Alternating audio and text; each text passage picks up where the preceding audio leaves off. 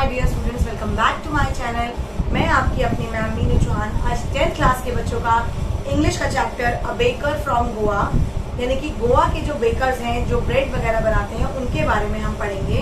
और ये चैप्टर भी आपकी रिक्वेस्ट में ही मैंने स्टार्ट किया है, आपके यूपीज एग्जाम्स में आ रहा है, तो I help you out for sure.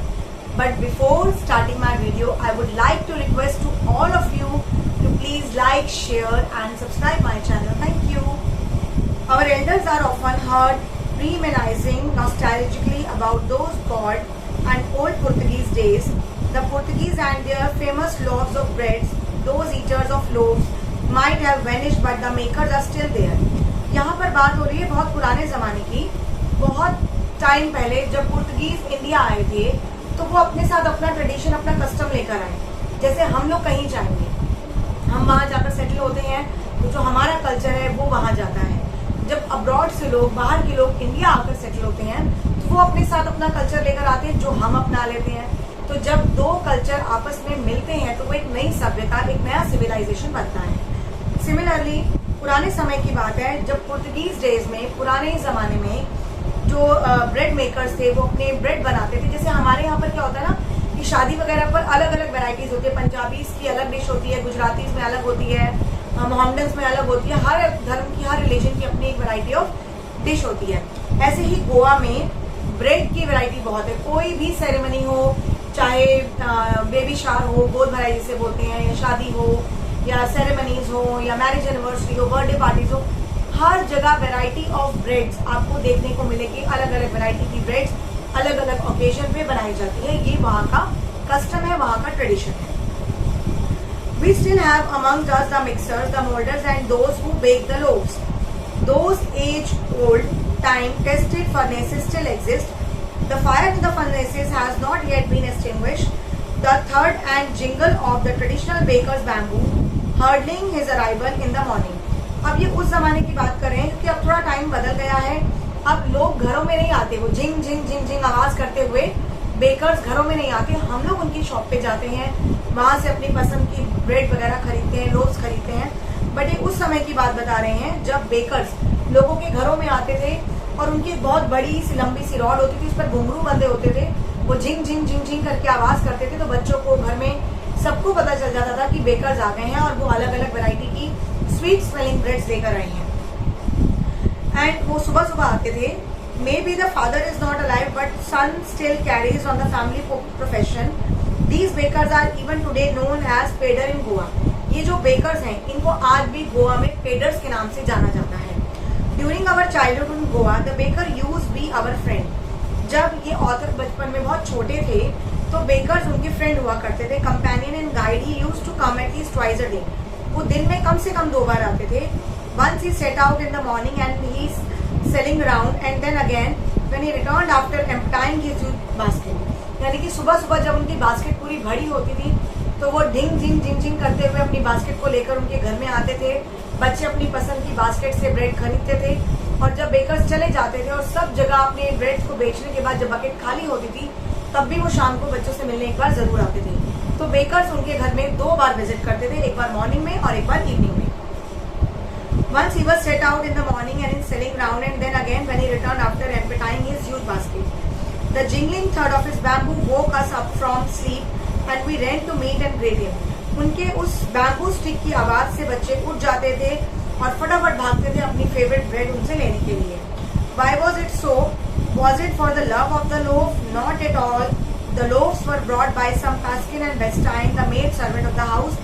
What we longed for were those bread bangles which we choose carefully. Sometimes it was sweet bread of special make. Breads वगैरह का काम खरीदने का हमारे जो सर्वेंट्स होते हैं, मेड्स होते हैं, उनका था। बट हम बच्चे अपनी पसंद की, यानी कि जो ऑथर है वो बच्चे अपनी पसंद की स्वीट ब्रेड्स अपने लिए खरीदते थे जो उनकी फेवरेट हुआ करती थी। The bakers made his musical entry on the scene with the jhing jang sound of his specially made bamboo staff. तो बेकर के आने का पता चल जाता था वो घुंघरुओं की आवाज से कि वो घर में आ गए हैं।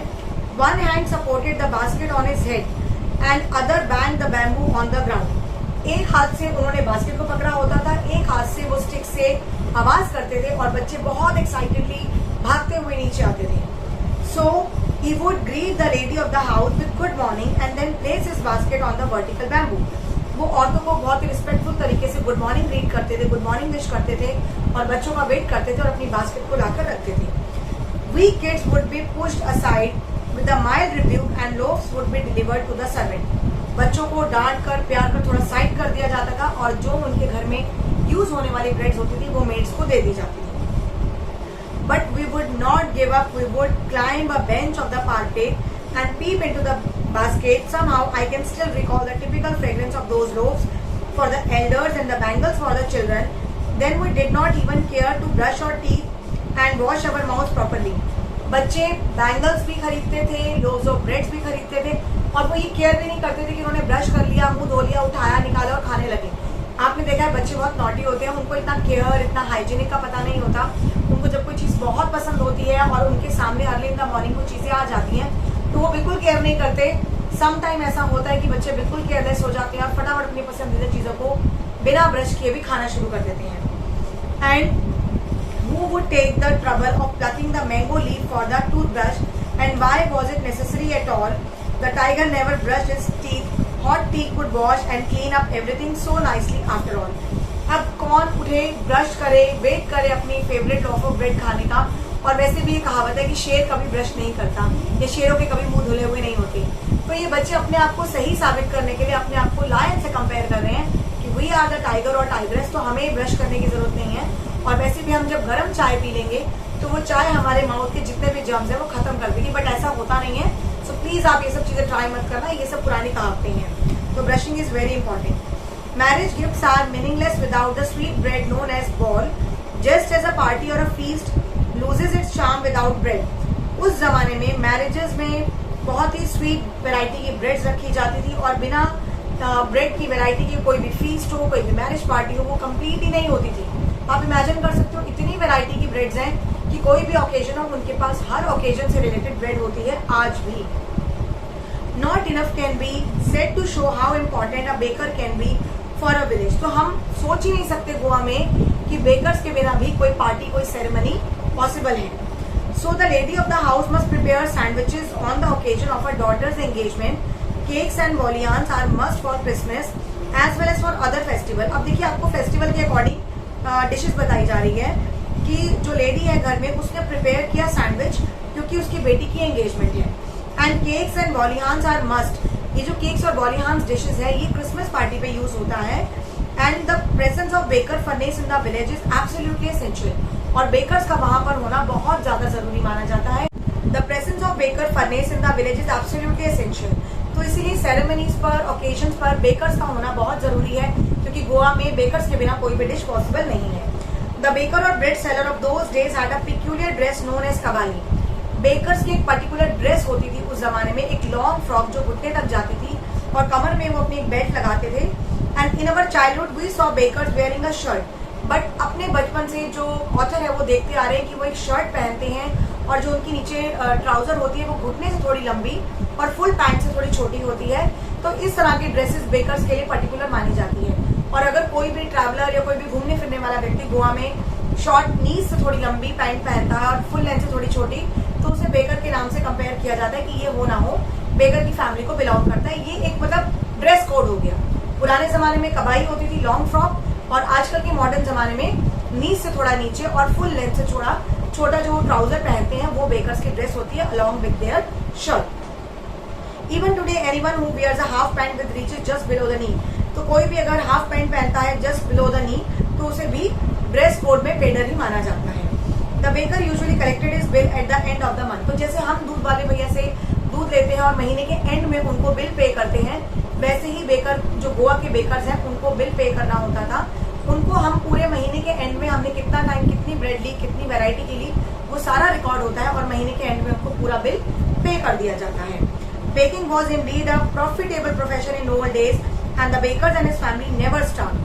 बेकिंग उस समय भी एक बहुत ही पॉपुलर ट्रेडिशन था, बहुत ही पॉपुलर प्रोफेशन था और कभी भी बेकर के परिवार के लोग भूखे नहीं मरे. His family and his servants always looked happy and prosperous. उनका परिवार, उनके सर्वेंट्स हमेशा खुश रहे. Their plump physique was an open testimony of this. Even today, any person with a jackfruit-like physical appearance is easily compare to the baker. और उनकी जो presence होती थी लॉन्ग, टॉल और हेल्दी मस्कुलर बॉडी, तो समझ जाते थे कि बेकर होगा, खाने पीने वाले परिवार से बिलोंग करता होगा। और आज भी अगर कोई व्यक्ति गोवा में इतना टॉल फिजिक का है, मस्कुलर फिजिक है, एक डिफरेंट अपीयरेंस है, तो उसे आज भी बेकर से कंपेयर किया जाता है। तो ये चैप्टर हमारा यहीं खत्म होता है। हमने इसमें पढ़ा बेकर्स के बारे में जो गोवा को बिलोंग करते हैं। इसका सेकंड पार्ट है हमारा जो चैप्टर का द कुर्ग, उसमें हम कुर्ग के लोगों के बारे में पढ़ेंगे अपनी नेक्स्ट क्लास में, अपनी नेक्स्ट वीडियो में। तो प्लीज आपको जो भी डाउट है आप प्लीज मुझे कमेंट कीजिएगा। You can call me, you can WhatsApp me as you know, and who don't know me please comment me, I will definitely help you out. The chapter is very easy, very interesting, but still you need to revise it. Chapter कितना भी आसान क्यों ना हो, जब तक आप उसे सेल्फ स्टडी नहीं करेंगे आपके डाउट्स क्लियर नहीं होंगे। So please stay connected with me and please like, share and subscribe my channel, because मैं अपनी साई फैमिली को ज्यादा से ज्यादा बढ़ाना चाहती हूँ, आपके साथ मिलना चाहती हूँ, आपके साथ अपने मेंबर्स बढ़ाना चाहती हूँ। तो प्लीज आप ज्यादा से ज्यादा इसे सब्सक्राइब कीजिए, लाइक कीजिए एंड शेयर कीजिए, and take care of yourself and your family. Good bye.